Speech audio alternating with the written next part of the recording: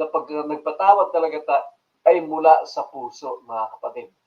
Sabi nga po nila, hindi sa nguso, kundi mula sa puso. So, ang pagpapatawad mula sa puso, mga kapatid. Paano ba yan? Hindi na po natin muling inuungkat, hindi na po natin binabalik-balikan yung kasalanan ng isang kapatid na pinatawad mo na. No?